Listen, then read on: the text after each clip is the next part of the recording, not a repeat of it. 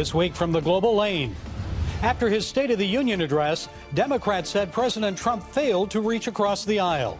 Our government is polarized, some say even paralyzed. Is Congress pushing us to the brink? Is American democracy nearing an end? Campus Reform's Hannah Sherlocker will join us to set us straight about masculinity on college campuses. Is it time for men to stop being men? She'll also tell us about the professor who told pro-lifers to just sit down and shut up. America goes to pot. It's nothing new. The nation has a long history of marijuana use, and it's not just millennials who are now pushing marijuana legalization. And our man on the street, Mung Fei Lee, asked people what they think about marijuana in America. Should it be legalized? And I'll drive it home with a look at the current state of the American Union. Is Armageddon coming, or God's blessings? And it's all right here, right now, from the Global Lane. On the home front, with all the dissension in our society today, is America at risk of losing our democracy? Do younger Americans really understand what democracy is all about? Do they even care? Well, joining us is Stephen Levitsky. He's author of the newly released book, How Democracies Die. Mr. Levitsky, so how do democracies die? Well, they die in different ways. There are many ways to die. But increasingly, whereas in the old days, back during the Cold War and much of the 20th century, democracies died at the hands of men with guns. They died through military coups. And since the end of the Cold War, the last quarter century or so, it's been much more common that democracies die at the hands of elected leaders themselves, elected presidents or prime ministers who use the very institutions of democracy to undermine it, which is, go ahead. Well, I was going to ask that. So are we in America seeing that happen? Is American democracy on the edge of death? No. American democracy is quite robust, maybe not quite as robust as we sometimes assume, but I don't think that American democracy is either dead or dying. What I do think is that we need to stop taking its survival for granted and look at a few warning signs on the horizon. Well, what are those warning signs? Couple of things. We've got a brilliant Constitution, but constitutions only work when they're reinforced by a couple of unwritten rules or what we call democratic norms. Two of them are particularly important. One of them is what we call mutual toleration, which means that both parties, whatever the main parties in our democracy are, have to accept each other as legitimate, have to accept both privately and publicly that the other side, we may disagree with them, we may even dislike them, but we understand that they are patriotic Americans, they love the country, they love the Constitution, and we may not like it when they win an election, but it's okay. The second one is what we call forbearance, which is exercising restraint in the use of power. And what we have, the troubling conclusion that Daniel Ziblatt, my co-author, and I have reached is that in the last 25, 30 years, those two unwritten rules of democracy, those two norms, which were strong throughout the 20th century, are starting to weaken. Well, I want to know also what your experience is with young Americans. Do they really understand democracy and what it is? Why or why not?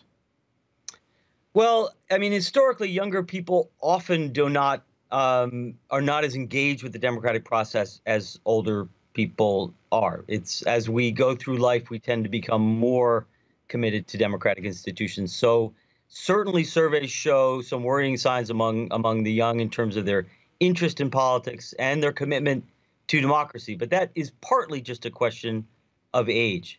But one thing that is worth worrying about is that Americans have a tendency to take our democracy for granted, to believe that no matter what we do with it, no matter how irresponsibly or recklessly we may behave, that of course our democracy will survive. And I think the World War II generation knew better than that. But generation, as we grow increasingly distant, and we're actually quite a distance from World War II, I think there's a tendency to just simply take the survival of our democracy for granted, and that's a big mistake. Yeah, a lot of those from the greatest generation are dying off, and do we remember what they did and their sacrifice? Now, in his State of the Union address, President Trump suggested that his administration is putting America front and center on the world stage. So is our democracy still a good example to the world, or have we lost respect? I think we've lost respect. It's very difficult. The United States has always proudly promoted democracy abroad. We've done so for more than a century, and we've done so quite effectively throughout much of our history. Certainly in the 1990s, first under Reagan, then under Bush, then under Clinton, the U.S. was a major promoter of democracy abroad, which I think is a good thing. But it's very difficult for our country to promote democracy abroad, to tell others elsewhere that they ought to adopt democratic institutions when our president has been calling into question the very legitimacy of our electoral process, saying that our own elections, are rigged, are fraudulent, saying that our own press is conspiring against the government and is an enemy of the people. That kind of language suggests that we don't have as much credibility promoting democracy abroad as we used to. It seems that our politicians in Washington are more interested in advancing the interests of their parties or the interests of the people. So what needs to be done to preserve our democracy? That's a great question, and that's the big question. I think I would have a better paying job if I had the answer. We need to find a way to overcome polarization. Our two parties, as you just mentioned, are intensely polarized and are increasingly, as you mentioned, putting party before country and even putting party before our democracy. So the first thing we need to be aware of, or our politicians need to be aware of, is that if they continue to behave this recklessly, we could lose our democracy. Our constitutional system could fall into crisis, which would hurt all of us, all Americans, on all sides of the political spectrum. And what we all need to do is find ways to bridge the differences, what have become enormous differences between the two parties. We need to find a way to find common ground, and at the very least, to speak to one another and begin to rebuild respect for one another. Because our democracy cannot work if the two parties don't have a minimum of respect and acceptance of one another. It's a little like a marriage, isn't it? When two Absolutely. actually become one, Yes. You compromise. You don't always get your own way. Well, Stephen Absolutely. Levitsky, what a wonderful book, author of How Democracies Die. We thank you for sharing your insights today. Thanks for having me. Pleasure. American society is facing greater pressures from the left to redefine masculinity. A new movie just out called 12 Strong received some criticism from journalist Peter Moss, who tweeted, "It's time to wage war against war movies that glorify outdated models of masculinity." And on campus at the University of Tennessee, Knoxville, a student-led project is targeting culturally defined and toxic masculinity in hopes of reducing sexual violence on campus. Well, joining us now to talk about this and other developments on some American college campuses is Hannah Sherlocker, program manager and opinion writer at Campus Reform. Good to see you again, Hannah. So tell us more about this redefining of masculinity at the University of Tennessee. So this student group to deconstruct masculinity is just the latest example of the war on masculinity that we see all the time at the Leadership Institute's Campus Reform on college campuses all over. Duke University this semester is launching a 9-week program dedicated to destabilizing toxic masculinity on campus. And we see hundreds and thousands of dollars, student fee dollars and taxpayer dollars, poured into courses, workshops, and programs aimed to strip men of their masculinity. And these aren't liberal campuses. I mean, Duke and also Knoxville, University of Tennessee. I mean, you'd expect them maybe at Michigan, Ohio State, Madison, Wisconsin. It's just absurd. The same movement that seeks to promote equality and empowerment for women is the same group that is telling men that the very core of their identity is flawed. Men and women were created differently with complementing different features and gender roles. This should be embraced. We shouldn't be seeing one gender as the enemy and one as the positive one. This is a failure in society to treat it as such. You know, a functioning and healthy society embraces the difference in gender roles. College campuses need to stop this anti-male rhetoric, or we can only expect a society where we see more broken homes and broken families. And as people are mourning and dealing with tragedy, I know last November, after that Texas church shooting, a professor at Kutztown University blamed toxic masculinity, not mental instability, for that massacre. So why this cultural war on men being men? Your thoughts? Well, lamenting toxic masculinity is not empowering for women. It's a way for some women to blame all men for the mistakes of a few. There is nothing flawed about the core and identity of men. You know, denying masculinity and denying manhood deprives men of their unique role as protectors and providers in society. Without that, it leaves men out in the cold questioning, who am I? We need to stop stripping men of their identity and start embracing the differences between men and women. This has to start on our college campuses if we want to see a productive and functioning society in the future. Hannah, the cultural war is also against women who take a stance for values, and more recently, those who march for life. Tell us about that. So a professor at the New School sent out a series of tweets essentially telling all women who attended the March for Life to sit down and shut up. This is the opposite of women's empowerment. You know, this professor is essentially saying, if you don't think exactly the same way I do, then sit down and shut up. You are unworthy of being part of the conversation and incapable of thinking for yourself. This is the opposite of women's empowerment. When I think of women's empowerment, I think of President Trump's cabinet with more women elected to high-ranking positions than ever before in history. I think of women who attended the March for Life, who marched on behalf of the voiceless and the vulnerable. What I don't think about are those who claim to champion the rights of all women, except for those who are pro-life or conservative. And I'm sure you and millions of other women were offended by that. And Hannah, 1 week before President Trump's State of the Union address, your colleague, Cabot Phillips, asked students at NYU what they thought of the president's speech. Again, this was before the State of the Union speech was delivered. Here's a shortened version of that. What was your reaction to everything that was said? I didn't watch it because I couldn't bring myself to watch it. Quite racist at the very least, if not up there with most racist. Yeah. Wow. It's already quickly climbing the scale. Some of the people said today that they thought his immigration stance and that he outlined last night was especially hateful. Very offensive. What do you think of it? It's something that I wouldn't have expected to happen in, like, our lifetime. It's offensive. It is crazy, but I'm not shocked by it, by what he's done in the past, so. Pretty ugly. I believe what I'm hearing about his rough nature and the hate that he probably said. He told the Democrats the wall got 10 feet higher because they didn't stand up and give him applause at one point. What do you think of all that? It's the behavior of someone who refuses to accept accountability for their failures. The way he acts, you shouldn't be acting like that if you're the leader of the country, regardless of what party you're in. So that frustrates me a lot. I mean, it doesn't surprise me that was his State of the Union address. Hopefully everything that he's outlined can be overturned by the public opinion.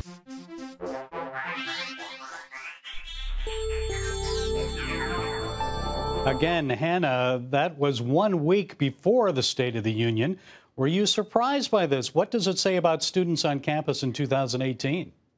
Unfortunately, I was not surprised by this at all. Ironically, liberals pride themselves on being open-minded, but many of them are so quick to form their opinions before learning anything about the topic. And what's most outrageous about this is that college students at some of the top universities and colleges in the nation have no idea what or when the State of the Union address is. The State of the Union is probably one of the most important events of the entire year, where the president lays out our priorities for the future and the current state of our nation. But instead of learning important things like this, students are learning about toxic masculinity and feminist dance theory. So this is just the result of the echo chamber mentality we're seeing on so many college campuses. Okay, Hannah Sherlocker, we appreciate you keeping them honest and exposing all this. And it's always good to catch up with you and the latest craziness on American college campuses. Thank you for joining us. Thanks for having me. In the past 5 years, 30 states and the District of Columbia enacted laws to decriminalize or legalize marijuana for medicinal or recreational use. A 2017 Gallup poll found that 64% of Americans believe marijuana should be legal nationwide. More and more millennials say marijuana use is their constitutional right, and the government should keep its hands off their pot. Well, here to set us straight on this is Emily Dufton. She's a historian from Washington, D.C., where pot is legal. She's author of the book Grassroots, The Rise and Fall and Rise of Marijuana in America. Ms. Dufton, thanks for joining us. So has the marijuana debate settled down a bit, or is it still a big issue of contention in our society? Well, thank you so much for having me. I'm really happy to be here. As for your question, I would say that no, the marijuana debate is very much still going on. And now we have 9 states in D.C. that have legalized. But on January 4th, Attorney General Jeff Sessions actually revoked the Obama administration's Cole memo. The Cole memo said that state legalization laws could stand. The Attorney General Sessions' sort of revocation of that suggested that there's renewed federal interest in pursuing marijuana crimes. And that means that even though more and more states are legalizing, the federal government is actually continuing to pursue and one might say punish or legislate marijuana Schedule I standing. So I guess there'd have to be some legislation then from Congress. But some young people believe that marijuana represents more than just a product. It symbolizes individual freedom in this country. And are they taking it a bit too far with that view? Ironically, they're actually mimicking or mirroring the same view that young people have had about marijuana since the 1960s. Beyond millennials advocating for legalization today, there's actually sort of the residual baby boomers who are still using marijuana. They're the ones who are really pushing for legalization as well.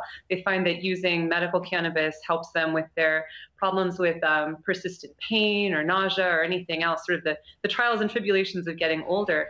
So from the very beginning, when people were emphasizing their right to access marijuana as an element of, one might even say, libertarian freedom, you see the same thing happening now with pretty much the same people who were protesting for it in the 1960s. It just continued.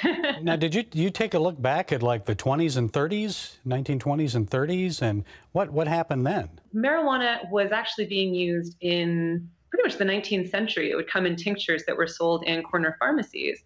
But after the 1906 Pure Food and Drug Act, an element of the progressive era, they had to be labeled. People were very aware of what was going in them, and marijuana was not as readily accessible in the sort of pharmaceutical areas anymore. How are the attitudes of politicians different today? Well, I think marijuana's 22-year history as a medical substance has influenced a lot of people. But unfortunately, because of marijuana's Schedule I standing, it's really hard to actually do sufficient medical research to really understand what this drug is.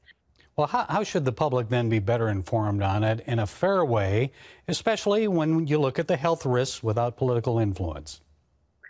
It's tough, right? It's tough to find really good information. But one of the things that state legalization laws got right was that they enforce new regulations, that the marijuana you buy in dispensaries has to be free of mold, free of pesticides, free of any other sort of outside contaminants.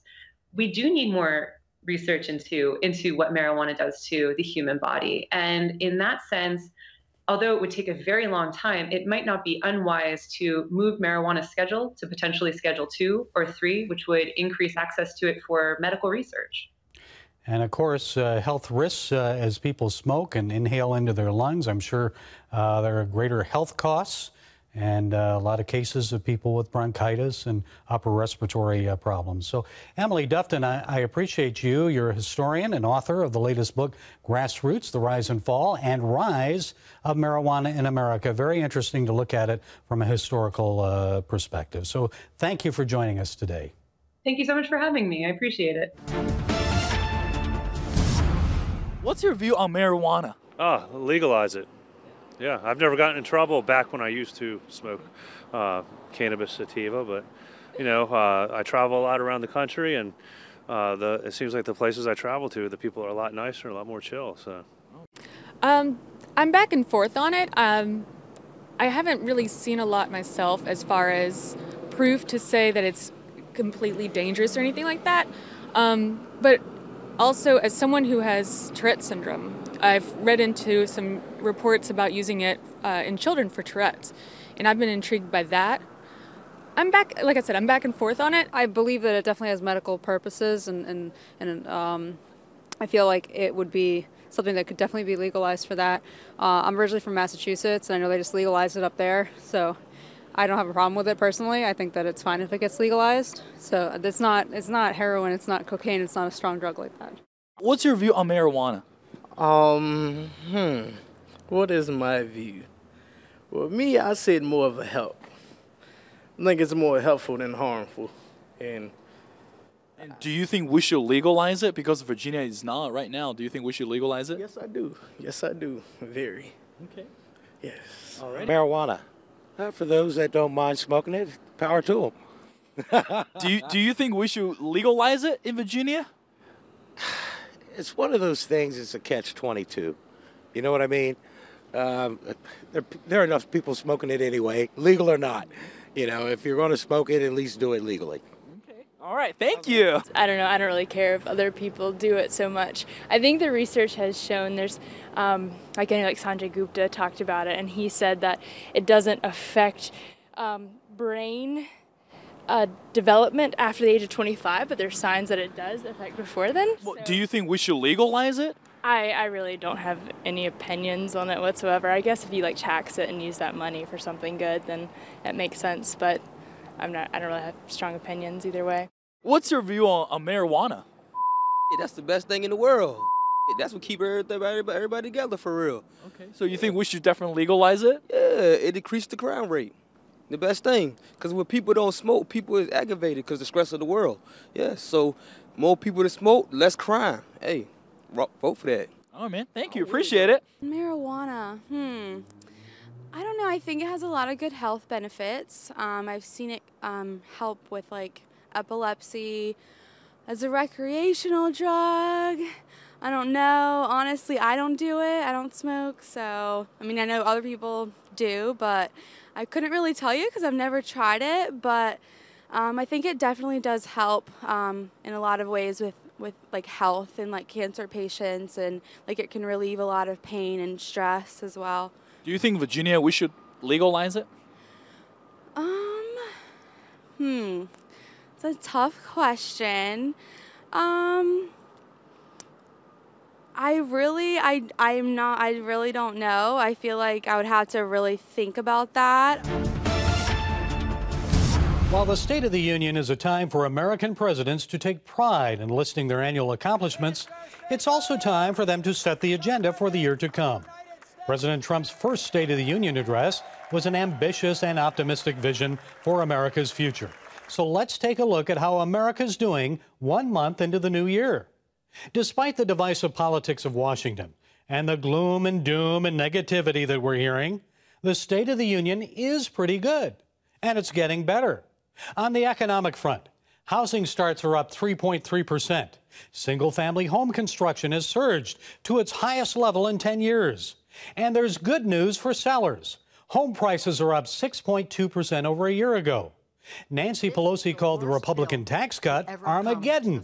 But since its passage, companies like Comcast, Bank of America, AT&T, and American Airlines have announced they're giving $1,000 bonuses to their employees. Again, Negative Nancy says those are just crumbs. Well, it may not be much to her, and I wouldn't expect it to be, because she's one of the wealthiest members of the House of Representatives with a net worth of just under $30 million. But to an American family earning about $50,000 per year, only about $33,000 after taxes, it's a nice chunk of change. It could be used to pay off credit card debt, make some much-needed repairs to a house or automobile, or it could help pay for a long overdue vacation. Also, companies like Wells Fargo, Boeing, Comcast, and Walmart say they're raising the minimum wage for their employees. Walmart says it's raising the starting wage to $11 per hour. Now, that might not seem like much to Negative Nancy, but I talked to a Walmart cashier who told me he makes $9 an hour. $11 an hour means another $250 per month for him. He said he may quit his other part-time job and go back to college. And because the corporate tax rate has been slashed to 21%, some big companies have also pledged to invest billions of dollars in America. Listen to what the president said about Apple. Apple has just announced it plans to invest a total of $350 billion in America and hire another 20,000 workers.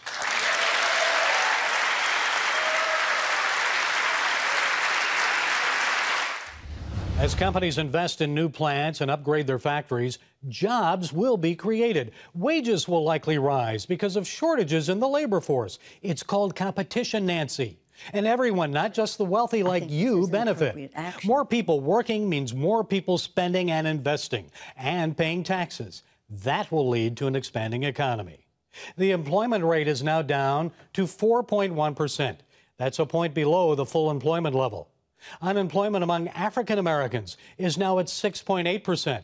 Still high, but that's the lowest ever recorded. U.S. consumer confidence is at the highest level since 2001. And the stock market, well, it's at a record high and ended 2017 up more than 5,000 points for the year. That was its biggest single-year gain in the Dow's 121-year history.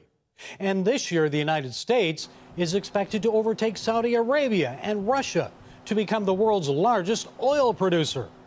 Also on the domestic front, when the final stats come in for 2017, they'll likely show the rate for overall crime, violent crime, and murder in America's top 30 cities fell 2.7% over 2016. And overseas, our efforts fighting terrorism are paying off. In late December, the Pentagon said ISIS controlled only 1,900 square miles of territory, and that's down from the 17,500 square miles the group held during the Obama administration. And the number of ISIS fighters in Iraq and Syria have been reduced from a high of 35,000 in 2014 down to less than 1,000 today. Yes, the Iran nuclear deal is still alive, but it's hanging by a thread, and the Ayatollah now knows America means business. New sanctions were imposed on Russia for meddling in the 2016 election, at least for their social media ads, propaganda, and media leaks. North Korean missiles remain a threat, but Kim Jong-un made nice with South Korea, at least for the Winter Olympics. And with China, the country Trump calls a strategic competitor, $250 billion in trade deals were firmed up.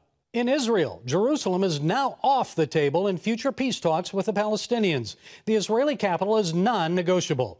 U.S. aid to the Palestinian Authority was reduced. There's pressure on the Palestinians, even coming from Europe, to eliminate monthly cash payments to the families of those killed, injured, or imprisoned for killing or attacking Jews.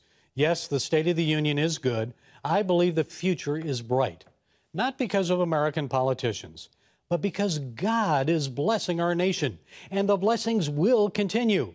But there's a caveat.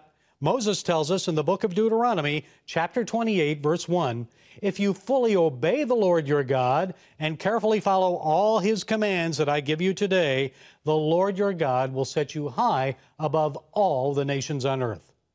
You know, it's as simple as that. Obedience to the one who gives us breath and life. Well, that's it from the Global Lane for this week. Catch us on Facebook, SoundCloud, iTunes, YouTube, and Twitter. And until next time, be blessed.